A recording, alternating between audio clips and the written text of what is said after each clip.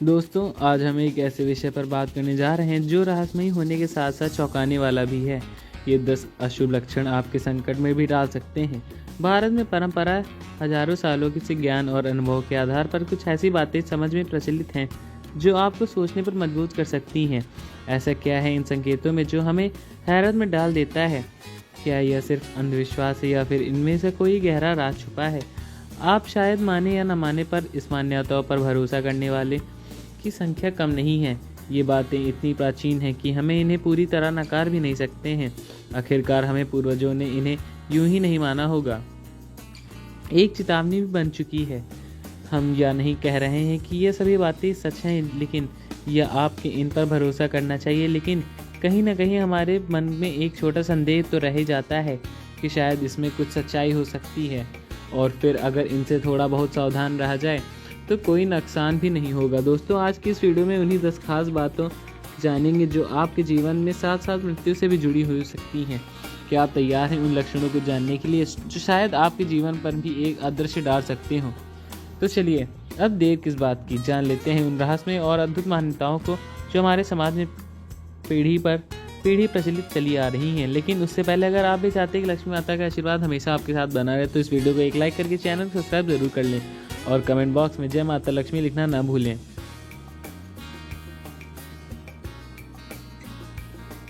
Number 1, नाक का ना दिखाई देना। दोस्तों, ऐसा माना जाता है कि यदि आपकी नाक आपको दिखाई देना बंद हो जाए तो समझिए मौत निकट आ गई है, या फिर आप किसी गंभीर बीमारी के शिकार हो गए हैं। यह भी मान्यता है कि सीधे खड़े होकर यदि आपको अपने घुटने दिखाई नहीं देते हैं तो आपका शरीर खतरनाक स्थिति में है। दरअसल अगर आप असनियत जीवन शैली जी रहे हैं तो लगातार तनाव में रहेंगे। नाक का दिखाई देना बंद होने का मतलब है कि आपकी शक्ति तेजी से क्षरण हो जाती है, आपकी तोंद निकल आई है। अगर आपके घुटने न दिखें तो तुरंत खान पान पर रोक लगाकर योग करना शुरू कर दें। नंबर 2, सीटी बजाने का मतलब संकट को बुलाना। दोस्तों, ऐसा कहा गया जाता है कि घर में रात में सीटी नहीं बजानी चाहिए। इससे न केवल धन की हानि होती है बल्कि आप अनजान संकट को बुलावा दे सकते हैं। यह भी माना जाता है कि रात में सीटी बजाने से बुरी आत्माएं सक्रिय होती हैं। हालांकि यह धारणा जापान में भारत प्रचलित हो गई है। भारत में रात में सीटी बजाना शुभ माना जाता है और सांप को बुलाने का संकेत है। कुछ लोग मानते हैं कि सीटी बजाने से भैरव शनिदेव रूठ जाते हैं। नंबर 3, सुनसान स्थान पर पेशाब करना। दोस्तों, ऐसा माना जाता है कि किसी सुनसान या जंगल की विशेष भूमि पर पेशाब करने से भूत पीछे लग जाते हैं। कुछ लोग पहले थूकते हैं फिर पेशाब करते हैं, और कुछ लोग कोई मंत्र पढ़कर ऐसा करते हैं। साथ ही लोग नदी, पुल या जंगल की पंगड़ी में पेशाब करने से बचते हैं। नंबर 4, जूते चप्पल का उल्टा होना। दोस्तों, ऐसा माना जाता है कि घर में के बाहर रखे जूते या चप्पल अगर उल्टे हो जाएं तो उन्हें तुरंत सीधा कर देना चाहिए, अन्यथा किसी से लड़ाई होने की संभावना भी बढ़ जाती है। इस अंधविश्वास से बचने के लिए अगर आप चप्पल उल्टी हो तो एक चप्पल दूसरे चप्पल को मारकर सीधा करने का रिवाज होता है। जूते के मामले में भी ऐसा ही करते हैं। जूतों से जुड़े अन्य अंधविश्वास, कई लोग जूते या चप्पल को नज़र और अनहोनी से बचने के टोटका मानते भी हैं, इसलिए वे अपनी गाड़ी के पीछे निचले हिस्से में जूता लटका देते हैं। यहाँ तक कि जूता सूंघने से मिर्गी का दौरा भी शांत होता है। नंबर 5, हड्डी बजाना। इसे हड्डी तोड़ना, चटकाना, कटकाना कहते हैं। अक्सर लोग अपनी उंगलियों की हड्डियां चटकाते हैं जिससे खोले लक्षण कहते हैं। माना जाता है कि ऐसे करने से लक्ष्मी भी चली जाती हैं। तो क्या आप इस पर यकीन करते हैं? अब लक्ष्मी जी जाती हैं या नहीं ये तो नहीं मालूम, लेकिन कई लोग अपने शरीर के हर हिस्से में हड्डी चटकाने की आदत होती है। इससे धीरे धीरे जोड़ों की शक्ति कम हो जाती है और बुढ़ापे में जॉइंट्स ढीले पड़ जाते हैं। ऐसे में एक दिन ऐसा आता है कि हाथों की उंगलियां से चाय का कप भी ठीक से नहीं पकड़ा जाता। हड्डियों को या उंगलियों को चटकाना वास्तव में नुकसानदेह हो सकता है, जो गठिया जैसी बीमारियों को जन्म देती है। एक अध्ययन के अनुसार हमारी हड्डियां लिगामेंट से जुड़ी होती हैं जिन्हें जोड़ कहते हैं। इन्हें जोड़ों के बीच में एक द्रव होता है जो उंगलियों के चटकाने के दौरान कम हो जाता है। यह द्रव जोड़ों में ग्रीस के समान काम करता है जो हड्डियों में रगड़ खाने से रोकता है। बार बार उंगलियों में चोट या जोड़ों में चोट लग जाती है तो उसे सही करने में काम आता है।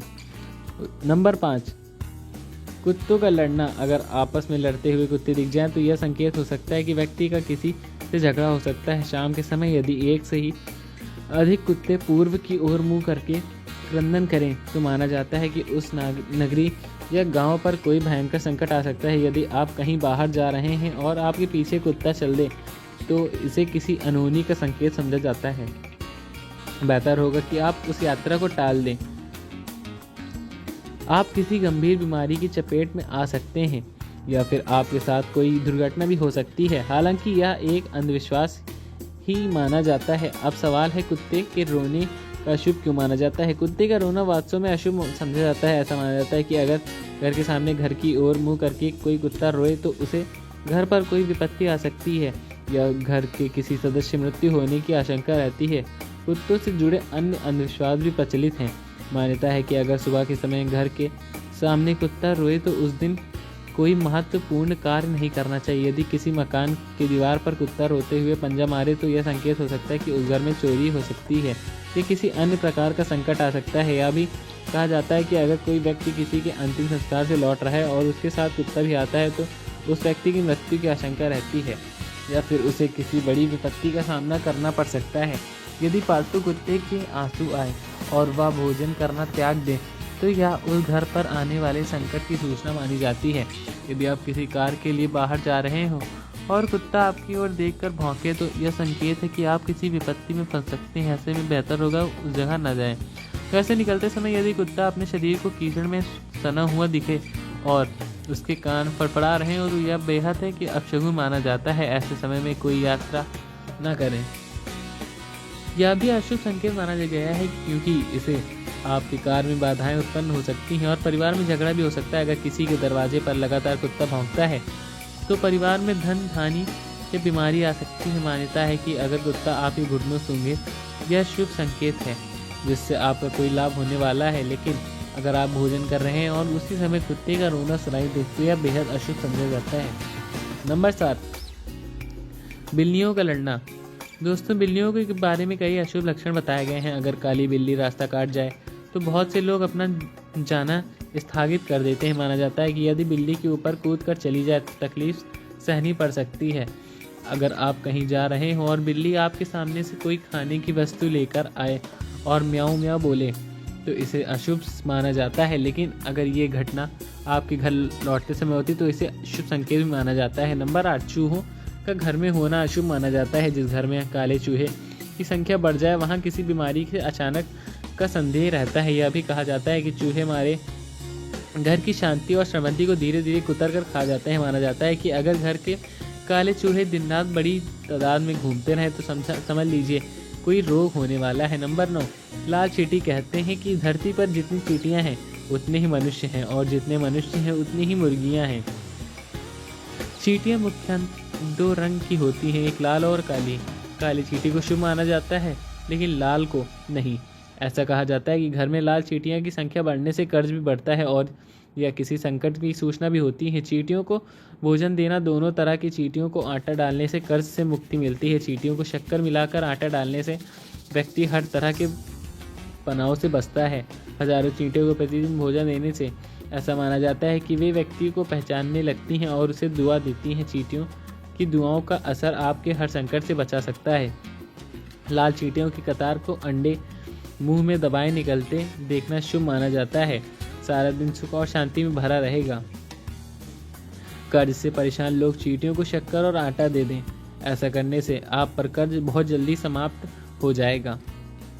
नंबर 10, घर की छत। दोस्तों, जिस भवन की छत पर कौवे, टिटहिरी या उल्लू जोर जोर से आवाज़ करे वहाँ किसी समस्या का उदय अचानक हो सकता है। यदि घर में कौवा, गिद्ध, चिड़िया या कबूतर रोज बैठने लगे और 6 महीने तक लगातार निवास बनाए रखे तो यह ग्रह स्वामी पर विपत्तियों का सूचक होता है। सुबह या शाम के समय यदि कोई कौवा मांस या हड्डी लाकर गिरा दे तो इसे अमंगलीय संकेत होता है जिससे बीमारी, चोट आदि पर धन खर्च होने की संभावना होती है। अगर किसी पक्षी ने घर किसी समय कोई लोहे का टुकड़ा गिराया तो यह अशुभ माना जाता है। इसके चलते अचानक छपा पड़ने की कारावास होने की संभावना भी हो सकती है। यदि आप किसी प्रयोजन से जा रहे हो और कोई आपको टोक दे यानी पूछे कहाँ जा रहे हो या कह दे चाय पीकर जाओ।